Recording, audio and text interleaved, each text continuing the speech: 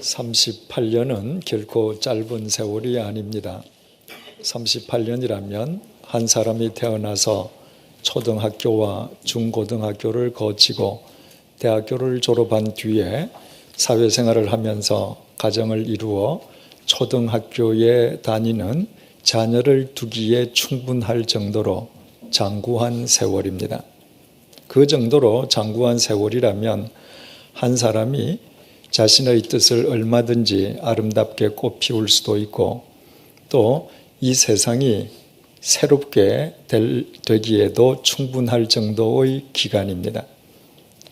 지금부터 38년 전, 그러니까 1971년도의 우리나라와 오늘날의 우리나라를 한번 비교해 보십시오. 그 38년 동안에 우리나라는 정치적으로나 경제적으로 믿기 어려울 정도로 변화되지 않았습니까? 그런데 그 장구한 38년 동안 계속 병석에 누워 있어야만 하는 중환자가 있다면 세상에 그 사람보다 더 절망적인 사람이 있겠습니까? 그의 정황상 그는 주위 사람들로부터 천덕꾸러기로 취급받는 가련한 인생일 것입니다. 어느 한 사람 그에게 다가가지도 않고 누구 한 사람 친구가 되어주려 하지도 않을 것입니다. 그러나 베데스다 연못가에서 그 불쌍한 중환자를 만난 예수님께서는 그의 병을 깨끗하게 치유해 주셨습니다. 38년 동안 병석에만 누워있던 중환자가 주님의 은총으로 일어나 정상인으로 생활하게 된 것입니다. 그것은 모든 사람이 축하해야 마땅할 경사였습니다. 그러나 요한복음 5장 16절은 뜻밖의 사실을 우리에게 전해줍니다. 그러므로 안식일에 이러한 일을 행하신다 하여 유대인들이 예수를 박해하게 된지라. 예수님께서 38년 된 중환자를 고쳐주심으로 인해 예수님에 대한 유대인들의 박해가 시작되었습니다. 예수님께서 그 환자를 고쳐주신 날이 안식일이었기에 안식일을 범하셨다는 이유에서였습니다. 예수님께서 유대인들로부터 박해를 당하기 시작하신 것은 절대로 사람을 죽이셨기 때문이 아니었습니다. 그 반대로 예수님께서 사람을 고치고 살리셨기에 예수님께서는 유대인들로부터 박해를 당해야만 하셨습니다. 요한복음 5장 17절에서 18절의 증언입니다.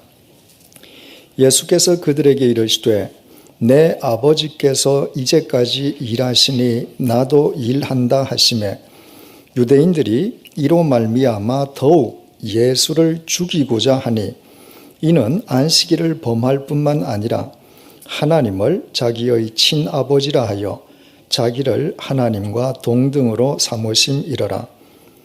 예수님께서는 당신을 박해하는 유대인들에게 아버지께서 일하심으로 나도 일한다고 말씀하셨습니다. 하나님께서는 안식일이라고 우주 만물을 주관하지 않는 것이 아닙니다. 안식일이라고 해서 하나님의 섭리가 이루어지지 않는 것도 아닙니다.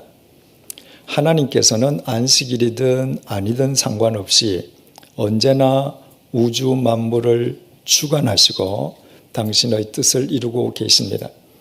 그러므로 그 아버지를 본받아 당신이 안식일에 중환자의 병을 고쳐주신 것은 당연한 일임을 예수님께서 유대인들에게 설명해 주신 것입니다.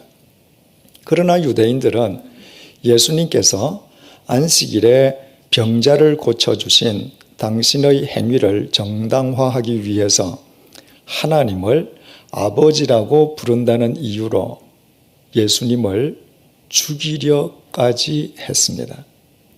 결국 예수님께서는 38년 동안 병석에 있는 중환자를 고쳐주심으로 인해 죽음의 위험에까지 빠지시게 된 것이었습니다. 그렇다고 해서 예수님께서 안식일에 병자 고쳐주시기를 중단하신 것은 아니었습니다. 마태복음 12장 9절에서 14절의 증언입니다.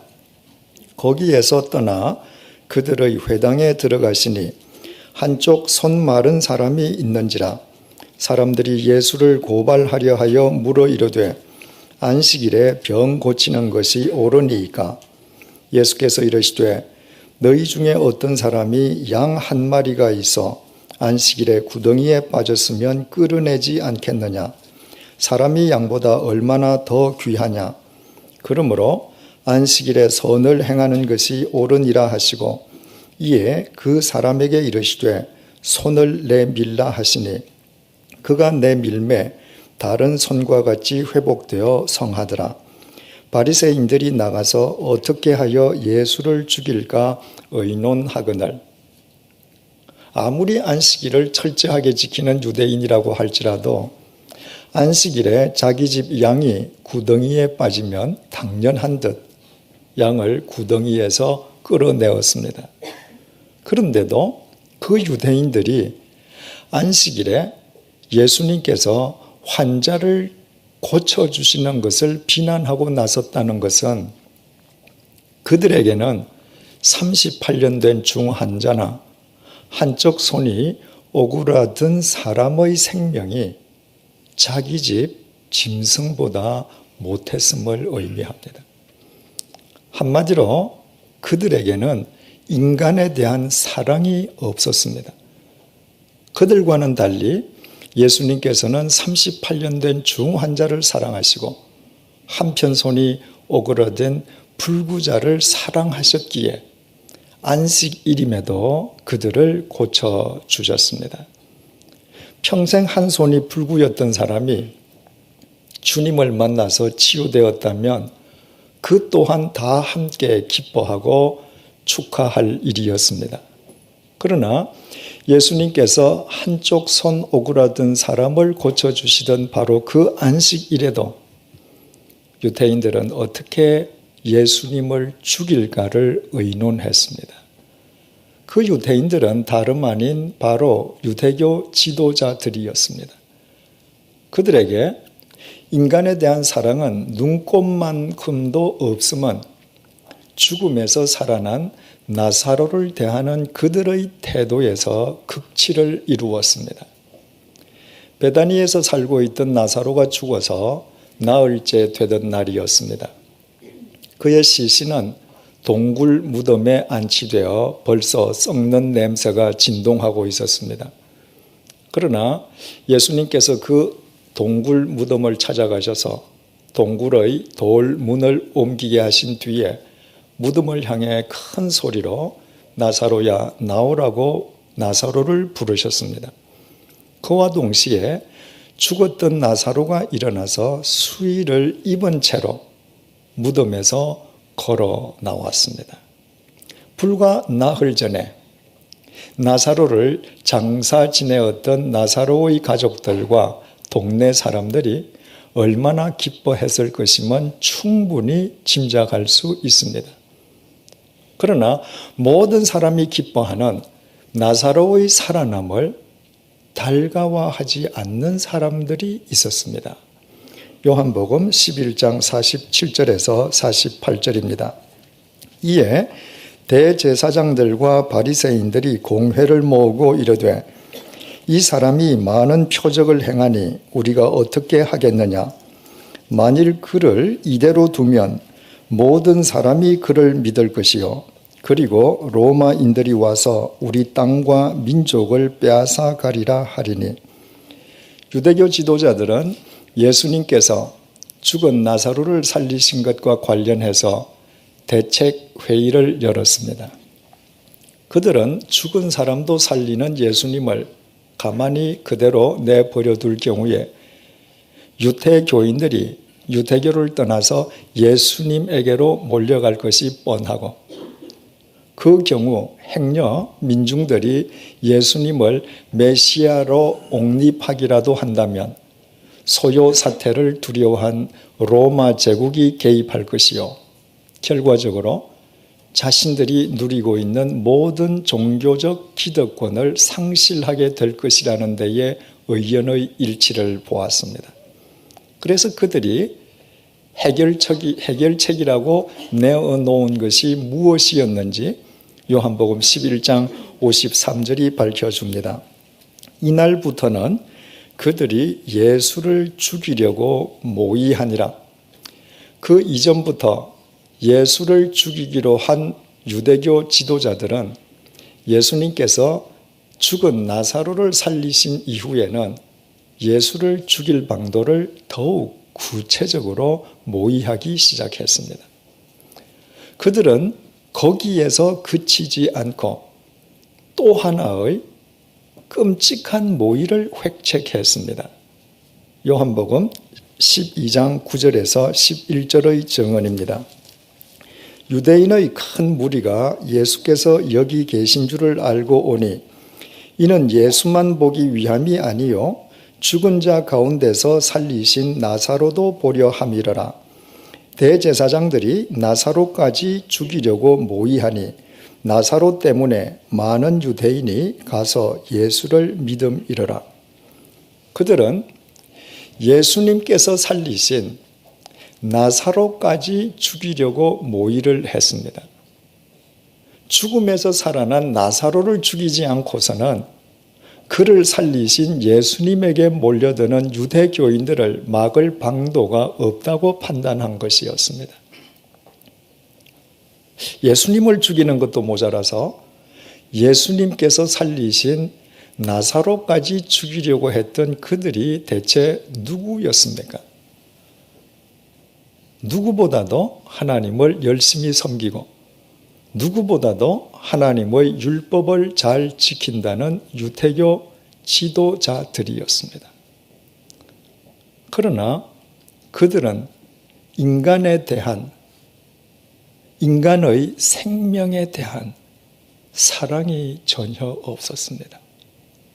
그들에게 인간은 자신들의 종교적 기득권을 지키기 위한 수단과 도구에 지나지 않았습니다. 그래서 그들은 하나님의 이름으로 인간을 억압했고 하나님의 이름으로 인간을 착취했으며 하나님의 이름으로 사람을 죽이는 일까지 서슴지 않았습니다.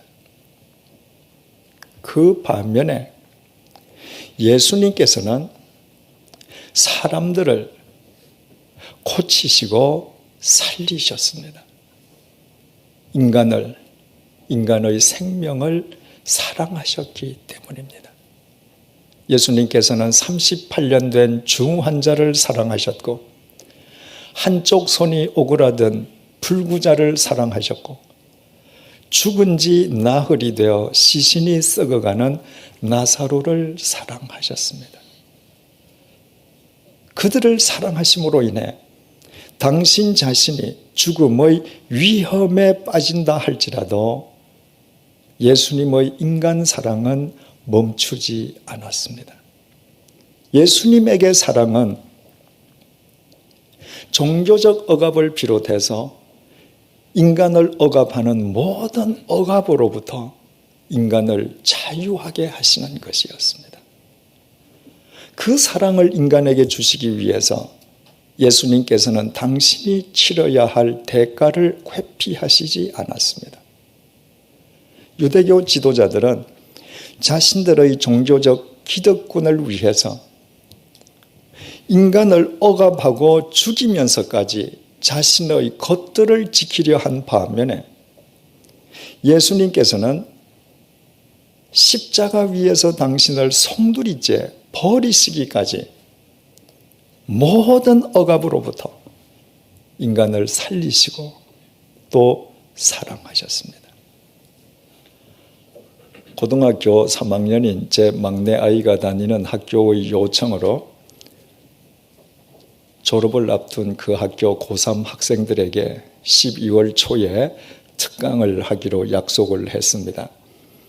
며칠 전에 한 선생님이 수업 시간에 학생들에게 특강 소식을 전하면서 이런 말을 했답니다. 승주 아버님이 강사로 오실 거야. 승주 아버님은 기독교계에서 잘 나가는 목사님이시지. 그 말을 듣고 즉각 한 학생이 이렇게 말을 했답니다. 와, 돈 되게 많이 벌겠다. 그 말에 교실에서도 폭소가 터졌다지만 막내 아이로부터 그 말을 전해 들은 저는 웃을 수가 없었습니다. 오히려 말할 수 없는 서글픔을 느꼈습니다. 목사직을 헌신과 섬김이 아니라 치부의 자리로 간주하는 그 청소년의 반응이야말로 오늘날 이 땅의 교회와 목회자가 세상 사람들에게 어떻게 투영되고 있는지를 보여주는 단적인 얘기 때문입니다. 세상으로부터 이미 신뢰를 상실한 교회 내부로부터 교회가 개혁되어야 한다거나 새로워져야 한다는 말이 나온 것은 비단 어제 오늘의 일이 아닙니다. 그러나 교회 개혁의 구호는 난무하지만 개혁의 실체와 본질이 무엇인지 생각하려 하는 사람들은 흔치 않습니다. 교회가 타락했다는 것은 교회가 인간에 대한 사랑을 상실했음을 의미합니다. 교회가 인간에 대한 사랑을 상실하면 교회는 교회의 기득권을 장악한 소수의 이익 집단에 지나지 않게 됩니다. 그래서 교회가 하나님의 이름으로 인간을 억압했고 하나님의 이름으로 인간을 착취했으며 심지어는 하나님의 이름으로 인간을 죽이기까지 하였음을 2000년 교회의 역사는 우리에게 생생하게 웅변해주고 있습니다. 그러므로 교회 개혁은 인간을 사랑하는 것으로부터 시작됩니다.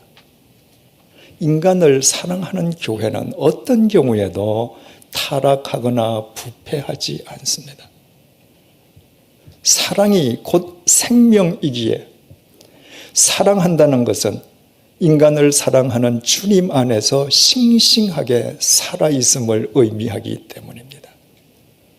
구르는 돌에는 이끼가 끼지 않고 흐르는 물은 썩지 않는 것처럼 사랑은 살아있는 생명이기에 결코 썩지 않습니다. 생각해 보십시오. 인간을 사랑하는 교회가 어떻게 인간을 억압하고 인간을 착취하고 인간을 죽일 수 있겠습니까? 오늘의 본문 1절을 보시겠습니다. 안디옥 교회에 선지자들과 교사들이 있으니 곧 바나바와 니게르라 하는 시므온과 구레네 사람 루기오와 분봉왕 헤롯의 젖동생 마나엔과 및 사울이라. 지난 시간에 살펴본 것처럼 안디옥 교회 지도자 그룹의 명단입니다. 바나바는 유력 가문 출신의 정통파 유대인이었습니다. 시므온은 노예 출신의 흑인이었습니다. 루기오는 무명 이방인이었고 마나에는 불의한 매국노 출신이었습니다. 나중에 바울로 불리게 되는 사울은 한때 교회를 짓밟던 예수 그리스도의 대적이었습니다. 그들은 달라도 너무 달라서 그들이 한자리에 함께 앉는다는 것이 불가능할 정도로 이질적인 사람들이었습니다. 그럼에도 불구하고 그들은 모두 예수 그리스도 안에서 한데 어우러져 이상적인 보편적 교회를 구현했습니다. 그들 사이에 사랑 없이 과연 그런 일이 가능할 수 있었겠습니까? 그들은 자신들을 사랑하시기에 종교적 억압을 포함하여 모든 억압으로부터 자신들을 자유하게 해주신 주님의 사랑 안에서 서로 사랑함으로 이상적인 사랑의 공동체인 안디옥 교회를 이룰 수 있었습니다. 그렇다면 그들이 바로 그 사랑으로 교회 밖 사람들, 세상 사람들은 또 얼마나 사랑했겠습니까? 주님께서 바로 그 안디옥 교회를 당신의 통로로 삼으셔서 세상을 살리시고 고치시고 사랑하신 것은 조금도 이상한 일이 아니었습니다. 유대교 지도자들의 모든 억압으로부터 인간을 자유하게 하시고 십자가 위에서 당신을 버리시기까지 인간을 사랑하신 주님의 사랑을 출발점으로 삼아 기독교가 시작되었습니다. 그러나 중세 기독교회는 더 이상 인간을 사랑하지 않았습니다. 교권을 장악한 교회 지도자들은 인간을 억압하고 죽여가면서까지도 자신들의 기득권을 지키고 키우는 일에만 혈안이 되어 있었습니다. 그 시절의 로마 가톨릭 교회는 부패한 유대교와 구별될 수 없었습니다. 그때 종교 개혁을 통해서 개신교가 태동되었습니다. 당시의 종교 개혁 역시 인간을 사랑하기 위해서 로마 가톨릭 교회의 모든 억압으로부터 인간을 자유하게 하는 것이었습니다. 그러나 그로부터 5세기가 지난 후 이 땅의 개신교회가 스스로 개혁의 필요성을 절감하고 있다는 것은 인간에 대한 사랑을 상실한 이 땅의 개신교회 역시 유대교 지도자들이 자신들의 종교적 기득권을 위해서 인간을 억압하던 부패한 유대교와 차별될 수 없음을 스스로 자인하는 것입니다. 그러므로 이 시대의 개혁 또한 예수님처럼 어떤 값비싼 대가를 치르더라도 인간을 사랑하기 위해서 종교적 억압을 비롯하여 인간을 억압하는 모든 억압으로부터 인간을 자유하게 하는 것이어야만 합니다. 개혁의 출발점도 사랑이요. 사랑은 개혁의 과정인 동시에 종착역입니다. 요한복음 13장 34절에서 35절을 통한 예수님의 말씀입니다. 새 계명을 너희에게 주노니 서로 사랑하라. 내가 너희를 사랑한 것 같이 서로 사랑하라. 너희가 서로 사랑하면 이로써 모든 사람이 너희가 내 제자인 줄 알리라.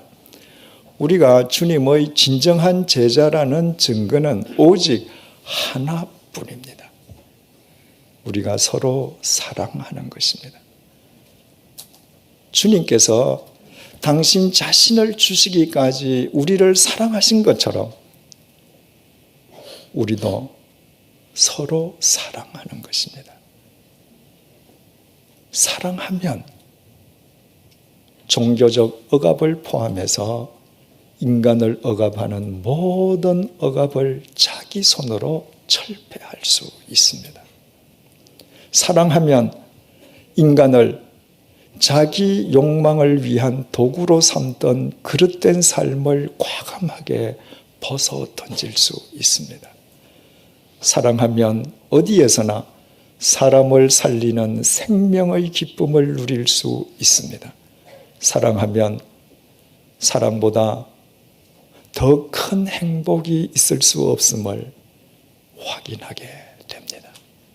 개혁 그 자체를 목적으로 삼으면 사랑을 상실함으로 인해 반드시 개혁의 대상으로 전락하기 마련이지만 사랑을 목적으로 삼으면 개혁이 결과적으로 수반되는 이유가 바로 여기에 있습니다.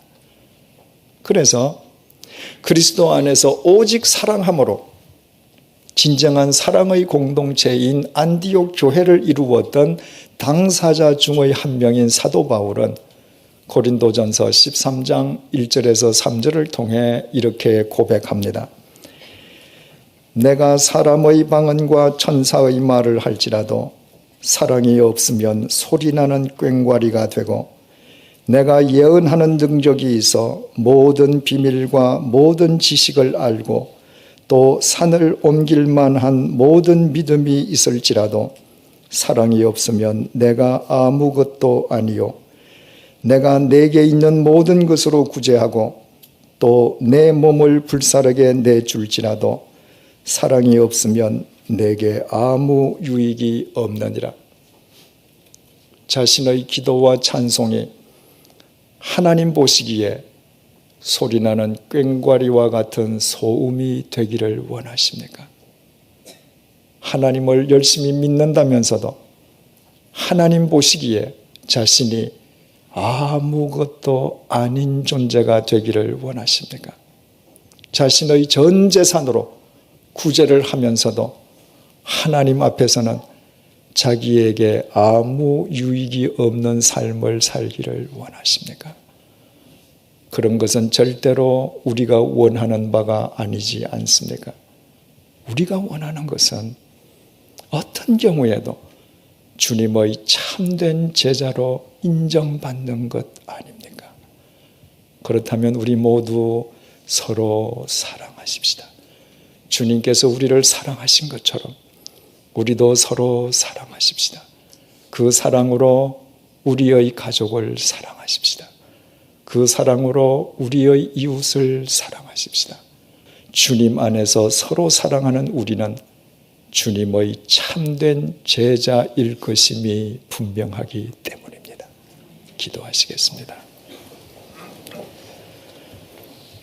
오늘날 이 땅의 교회가 개혁의 대상으로 전락했다면 그것은 교회를 이루고 있는 내가 사랑을 상실했기 때문임을 고백합니다. 이 땅의 교회가 세상의 조롱거리가 된 것은 하나님을 믿는다는 내가 내 욕망의 덫으로 수많은 사람을 억압해 왔기 때문임을 자복합니다. 오늘 종교개혁주의를 맞아 이 모든 잘못을 회개하오니 하나님의 긍휼하심으로 용서해 주십시오. 십자가에서 당신을 버리시기까지 우리를 사랑해 주시고 모든 억압으로부터 우리를 자유하게 해 주신 주님, 주님의 사랑 안에서 우리 모두 서로 사랑하는 주님의 참된 제자들이 되게 해 주십시오. 그 사랑으로 가족과 이웃을 사랑하고 세상 사람들을 사랑하며 우리를 괴롭히는 사람들마저 사랑할 수 있도록 도와주십시오. 오직 사랑하는 사람만이 최후의 승자가 될 수 있음을 잊지 않도록 도와주십시오. 그리하여 우리 자신과 우리 교회가 아무리 세월이 흘러도 개혁의 대상으로 전락하지 않고 언제나 세상을 개혁하는 이 시대의 안디옥 교회가 되게 인도해 주십시오. 모든 말씀 예수님의 이름으로 기도드립니다. 아멘.